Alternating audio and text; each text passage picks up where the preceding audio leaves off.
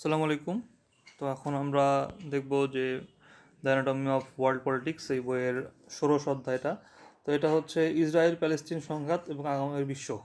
আচ্ছা, তো এখানে একটা কথা বললো আমাদের ইয়াইর লাপিড। তিনি বলছেন যে the Arab Israel conflict is the biggest problem but small problems shape the daily lives of Israelis unless there happens to be a war going on the Arab Israeli conflict is irrelevant in daily life. আচ্ছা, তো এরকম এখন আমরা দেখব কিছু ইতিহাস, কীভাবে ইসরায়েলটা আসলো, কীভাবে এসব হচ্ছে আর কি। তো এখানে সবার আগে হচ্ছে যে আমাদের ইসলাম ধর্মের যে যিনি ছিল হচ্ছে হজরত ইয়াকুব আলাইসাল্লাম, তার পুত্র ছিল ইসরায়েল এবং আরেকটা পুত্র ছিল হচ্ছে, তার নাম ছিল হচ্ছে কি ইয়াহুদা। ঠিক আছে, বড় পুত্রের নাম হচ্ছে সরি হজরত ইয়াকুব আলাইসাল্লাম, তার হচ্ছে আরেক নাম হচ্ছে ইসরাইল। তো তার দুটো পুত্র ছিল, বড় পুত্র হচ্ছে ইয়াহুদা এবং আরেকটা আর কি পুত্র ছিল, তার নাম হচ্ছে জুদাইজম আর কি। তো এখান থেকেই আর কি তাদের ধর্ম এবং তাদের যে গোত্র এদের নাম আসছে। তারপর হচ্ছে এদিকে আপনার ইহুদিনও তো এখান থেকে আসলো। তারপর তারা পরবর্তীতে ওই যে আপনার হজরত দাউদ আলাহিসাল্লাম নাকি নাকি হ্যাঁ, দাউদ আলাহ সাল্লাম, তারপর সুলাইমান আলাহ সাল্লাম, তাদের সময় তারা টিকে ছিল আর কি। তারপর হচ্ছে তাদেরকে আর কি আমাদের পবিত্র কোরআনে আহলিল কিতাব, বনি ইসরাইল, ইহুদি এই তিন নামে সম্বোধন করা হয়েছে। তো সবার আগে তালুত, যখন রাজা তালুত ছিল, তারপর তালুতের সময় হচ্ছে এই ইসরায়েলরা ছিল, বনি ইসরায়েলরা ছিল। এরপর হচ্ছে হজরত দাউদ আলাহ সাল্লাম আসে, তারপর হজরত সুলাইমান আলাহ সাল্লাম পর্যন্ত তাদের রাজত্ব টিকে ছিল আর কি। কিন্তু এরপর যখন ওই যে ব্যাবিলনীয়রা এরকম আক্রমণ করে, এরপর হচ্ছে রোমানরা আক্রমণ করে, তখন এই ইসরায়েলরা এখান থেকে আর কি সরে যায় আর কি, অন্যত্র চলে যায়। তো তাদের মধ্যে তারা হচ্ছে আর কি পছন্দের ঈশ্বরের একমাত্র বান্দা আর কি, পছন্দের বান্দা।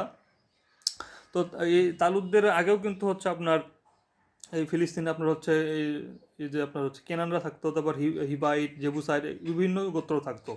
তো ইহুদিরা দাবি করে শুধুমাত্র এটা তাদেরই ভূমি, কিন্তু এই ইহুদিদের আগেও কিন্তু সেখানে কেনানরা ছিল। এই কেনানদের থেকে কিন্তু বর্তমানে যে ফিলিস্তিনি আছে এই ফিলিস্তিনিরা আসছে। তো এটা ইহুদিদের চেয়েও কিন্তু ফিলিস্তিনের জন্য এটা বেশি ভূমি আর কি। কারণ তাদের অধিকার এখানে আছে, তারা এখানে আগে আসছিল, ফিলিস্তিনের আগে আসছিল। তো তাদের ওই কথাটা ঠিক না আর কি। তারপর হচ্ছে এটা হচ্ছে তাদের জন্য প্রমিস ল্যান্ড, ইহুদিদের জন্য। তো এটার জন্য বিভিন্ন যুদ্ধ হয়, যে ক্রুসেড 1099 সালে হয়, এগুলো হচ্ছে হয় আর কি। তারপর 1187 সালে আপনার গাজী সালাউদ্দিন আইয়ুবী জেরুজালেম দখল করে নেয়। তারপর 1478 সালে হচ্ছে আপনার যখন স্প্যানিশ ইনকুইজিশন হয়, তখন হচ্ছে এর একটা পলিসি গ্রহণ করে, তারা হচ্ছে তাদের রাষ্ট্র থেকে ইহুদি আর হচ্ছে মুসলিমদেরকে তাড়ায় দেয়। তো এর ফলে হচ্ছে কি হয়েছে, আহ, এর ফলে ওই যে অনেক ইহুদি হচ্ছে ওখান থেকে চলে গেছে। এমনকি উসমানীয় খেলাফতের তখন যে আর কি রাজা ছিল, যে সম্রাট ছিল, তিনি হচ্ছে নিজেই হচ্ছে জাহাজ পাঠাই দিচ্ছে যাতে ওই ইহুদিদেরকে ওই অত্যাচার থেকে রক্ষা করতে পারে। অনেক ভালো কাজ করছে। তারপর তো তখন হচ্ছে 1538 সালে এই যে যাতে হচ্ছে জেরুজালেমকে কেউ দখল করতে না পারে, এই জন্য তিনি হচ্ছে ওয়াল অফ জেরুজালেম তৈরি করে দেন ওখানে আর কি। তারপর এদিকে জাহানবাদ 1819 শতকের ওখান থেকে আর কি শুরু হতে থাকে আর কি। তারপর এখন এখানে আপনার হচ্ছে তারপর ইহুদিদের ওখানে একটা পাহাড় আছে আর কি, জায়ন পর্বত। তো সেখান থেকে কিন্তু তাদের নাম আছে জায়ন, সেখান থেকে তারা নাম দিচ্ছে জায়নবাদ। আচ্ছা, তারপর থিওডর হার্টজল সবার আগে এই যে এগুলো আর কি জায়নিস্ট একটা আন্দোলন গড়ে তুলছে 1887 সালে। তিনি একটা বই লিখছিল, the state of the Jews, এটাকে বলা হয় ডার জুডেন স্ট্যাট আর কি তাদের ভাষায়। তো সেখান থেকে আর কি এই মনোভাবটা তীব্র হয়। তারপর এই আলিয়া, এখানে আলিয়া হচ্ছে বোঝাচ্ছে যে ইউরোপ থেকে আপনার ইহুদিদের ধাপে ধাপে যা আর কি ফিলিস্তিনে আগমন, এটা হচ্ছে আলিয়া। তো এইভাবে বিভিন্ন সালে বিভিন্ন আলিয়া হয় আর কি। 14 সালে, তারপর 2 সালে এরকম হচ্ছে। যখন প্রথম বিশ্বযুদ্ধ হয় তখন তখন তুরস্ক কিন্তু জার্মানির পক্ষে চলে যায়। এই জন্য তখন কী করছে ব্রিটেন হচ্ছে, আহ, যুদ্ধে যে আপনার গ্লিসারিন লাগতো সেটা কিন্তু তুরস্ক থেকে আসতো। তো তুরস্ক যখন ওটা রপ্তানি করা বন্ধ করে দিল, তখন এই যে একটা ইহুদিদের একটা হচ্ছে বিজ্ঞানী, তিনি হচ্ছে ওয়াইজম্যান, এই ওয়াইজম্যান তার ওয়াইজ মাথাকে কাজে লাগিয়ে একটা হচ্ছে আপনার অ্যাসিটন আবিষ্কার করলো। এই অ্যাসিটন দিয়েই কিন্তু বন্দুকের পরে আর কি বন্দুক চালানো যেত আর কি, বিকল্প একটা জিনিস আবিষ্কার করছে। তো এর বিনিময়ে আপনার হচ্ছে ওই ওয়াইজম্যান বলছে যে আমাদেরকে কিন্তু দিতে হবে, ইহুদিদের জন্য একটা আলাদা রাষ্ট্র দিতে হবে। এর পরিপ্রেক্ষিতেই এটার পরে আর কি আহ, এটার পরিপ্রেক্ষিতে কী হলো, পরে পরে হচ্ছে 1917 সালে ইংল্যান্ডের হচ্ছে ব্রিটেনের যখন পররাষ্ট্রমন্ত্রী ছিল বেলফোর, তিনি হচ্ছে এরকম একটা চিঠি লিখলো রথচাইল্ডকে লিখলো যে হচ্ছে এরকম একটা বের ঘোষণা দিল আর কি। এরপর কি হলো, আবার হচ্ছে আপনার ধাপে ধাপে আসতে থাকলো আপনার হচ্ছে ইহুদিরা। এরপর এই যে ইহুদিরা যখন আসতো ওই ফিলিস্তিনে, তখন কিন্তু হচ্ছে আপনার তাদের যে আর কি সব রক্ষণাবেক্ষণ টাকা পয়সা সব দিতে হচ্ছে ওই ওই আমলে, যখন ইহুদিরা অনেক ব্যাংকিং সিস্টেম চালু করছিল ইউরোপে, যার কারণে ওখান থেকে টাকা পয়সা আসতো। এবং 1947 সালে হচ্ছে আপনার ব্রিটেনের উপর আর কি চাপ দেয় ইহুদিরা একটা রাষ্ট্র করার জন্য। তো ব্রিটেন তো আর একা একা দিলে একটা সমস্যা হয়ে যাবে, এই জন্য সে আমেরিকার সঙ্গে করে আপনার হচ্ছে জাতিসংঘের সহায়তায় একটা হচ্ছে ইহুদি রাষ্ট্র টু স্টেট প্ল্যান করে আর কি, টু স্টেট সলিউশন। তো যেখানে ইহুদিদের আগে ছিল 10% ভূমি আর কি। তো সেখানে তাদেরকে প্রায় 56% ভূমি দেওয়া হলো, অর্ধেকের বেশি দেওয়া হলো, এটা একটা অন্যায় ছিল। তো ইহুদিরা কিন্তু সবার আগে ওই তুরস্কের কাছে বলছিল যে আমরা তোমাদের এই যে যে ফিলিস্তিনের ওটা ভূখণ্ডটা আমরা কিনে নেবো, প্রথমে আর কি অফার করছিল, কিন্তু তুরস্ক রাজি হয় নাই। তো এরপর ইহুদিরা ধাপে ধাপে ওই যে ছোটো ছোটো আকারে মুসলিমদের কাছ থেকে জমি কিনছে ওখানে। তো সেখান থেকেই কিন্তু আস্তে আস্তে তারা ওই যে ফিলিস্তিনের হচ্ছে ইসরায়েলে আসছে আর কি। আচ্ছা, তারপর হচ্ছে আপনার হচ্ছে এই যে যখন ইহুদিরা দখল করলো জায়গাটা, আস্তে আস্তে ওখানে আসে মানে ফিলিস্তিনিদেরকে তাড়া দিল আর কি, ওখান থেকে নিজের নিজের বাসা থেকে নিজেদেরকে বের করে দিল, একটা অবস্থা। তারপর হচ্ছে এখন সেটাকে আর কি নাকাবা বলছে আর কি, নাকাবা ডে। তারপর হচ্ছে ফিলিস্তিনিয়ান ক্যাটাস্ট্রফি বলে এখানে আর কি। তো 14ই মে 1948 সালে হচ্ছে 14ই মে হচ্ছে আপনার ব্রিটিশ সেনা ত্যাগ করে। এর পরপরই হচ্ছে আপনার ব্রিটিশ, তারপর হচ্ছে এদিকে আপনার ইউএস, সোভিয়েত সবাই হচ্ছে স্বীকৃতি দেয় আপনার ইয়াকে, ইসরায়েলকে। এর পরের দিনই 15 মে আবার যুদ্ধ শুরু হয়, আরবদের যুদ্ধ শুরু হয়, আরবরা যুদ্ধ করে। এদিকে হচ্ছে চেকোস্লোভাকিয়া হচ্ছে আপনার ইসরায়েলকে আর কি সুযোগ সুবিধা দেয়, অস্ত্র সাপ্লাই দেয়। তো তারপরে যুদ্ধ শুরু হয়, আরবরা হারে। এখানে আগে 56% দখল করছিল, এখন 77% দখল করে নেয় ইসরায়েলরা। তো এরপর হচ্ছে সুয়েজ খাল যে বন্ধ করলো, জাতীয়করণ করলো মিশর, এর পরিপ্রেক্ষিতে আবার একটা এরকম আরব ইসরায়েল যুদ্ধ হলো।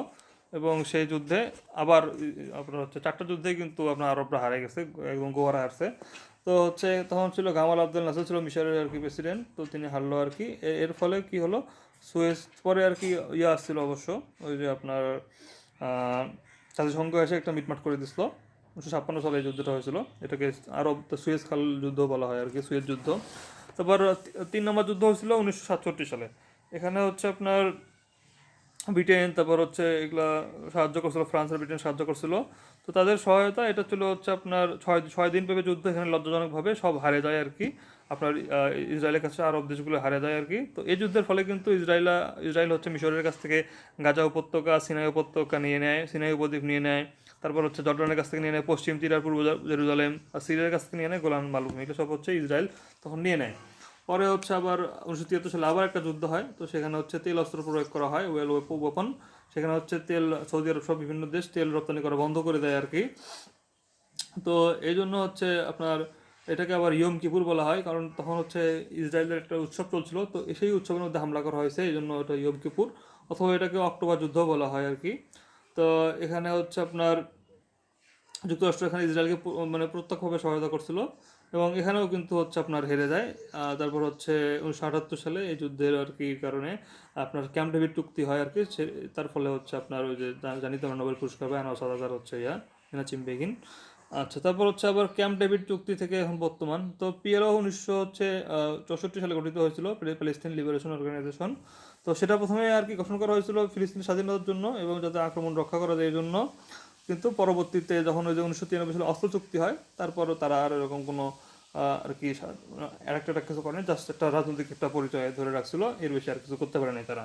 কি হলো তারপর তো ওই অস্ত্র চুক্তির মাধ্যমে বলছে যে হচ্ছে এখন ইসরায়েল আর ফিলিস্তিন পরস্পরকে আর কি স্বীকৃতি দিবে এবং আর কি সেনা প্রত্যাহার করে নেবে গাজা থেকে সকল সৈন্য ইসরায়েল, এসব আর কি মোটামুটি তখন একটা স্থিতি অবস্থা হয়েছিল আর কি, যদিও সংঘাত চলছিলই। তারপর এখন হচ্ছে এই যে সশস্ত্র গোষ্ঠী ছিল হামাস, তারা হচ্ছে এই চুক্তিটা কখনো মেনে নেয়নি। তারা বিভিন্ন সালে যখন হচ্ছে আপনার হামলা হয়েছে, তারা এর আর কি করে দিছে আর কি, প্রতিহত করার চেষ্টা করছে।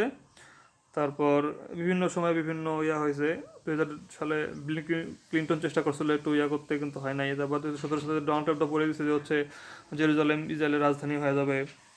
তারপর হচ্ছে এখন হামাস হচ্ছে 2023 সালে হামলা চালিয়েছিল, যখন হচ্ছে সৌদি আরব আর ইসরায়েল নিজেদের সম্পর্ক স্বাভাবিক করতে চেষ্টা করতেছিল, তখন হামলা করছে হামাস। তো এখানে ফিলিস্তিনে হামাস আর ফাতা নিয়ে কিছু কথা। এদিকে ফাতা হচ্ছে আগে ছিল হচ্ছে আপনার একটা আক্রমণাত্মক গোষ্ঠী, কিন্তু পরে এই যে আপনার চুক্তি টুক্তি হওয়ার পরে তারা আর ওরকম আক্রমণাত্মক ছিল না অস্ত্র চুক্তির পরে। তারপর হচ্ছে সরি ওটা ওটা ইয়া হবে যে পিএলও হবে না, এটা হবে ফাত্তা আর কি।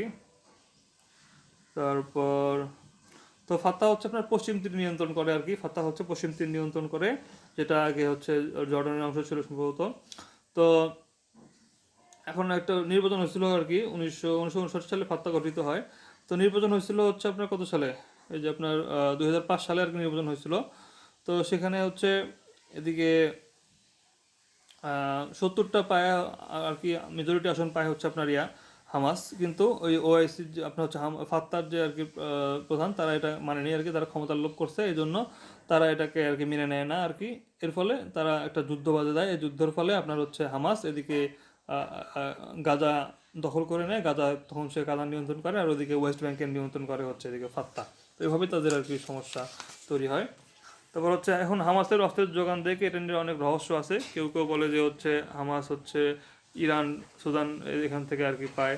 কেউ কেউ বলে যে হচ্ছে এখানে যে প্রথম বিশ্বযুদ্ধের সময় যে একটা জাহাজ, এখানে অনেকগুলো জাহাজ দেওয়া হয়েছিল, সেখান থেকে তারা ডুবে ডুবে ওখানে আর কি অস্ত্রগুলো নিয়ে আসেন, সেখান থেকে বানায়। আবার এরকম আছে আর কি, তো বিভিন্ন রকম আর কি থিওরি আছে। তারপর এখন যদি ওই যে ফাত্তা সরকার যদি এরকম হামাসের তাদের ক্ষমতাটা দিয়ে দিত, তখন তখন কিন্তু একটা হামাস ইসরায়েল মানে ফিলিস্তিন রাষ্ট্র গঠনের জন্য এক ধাপ এগিয়ে যেত আর কি। তো ওদের ক্ষমতা লোভের জন্য এটা হয়নি।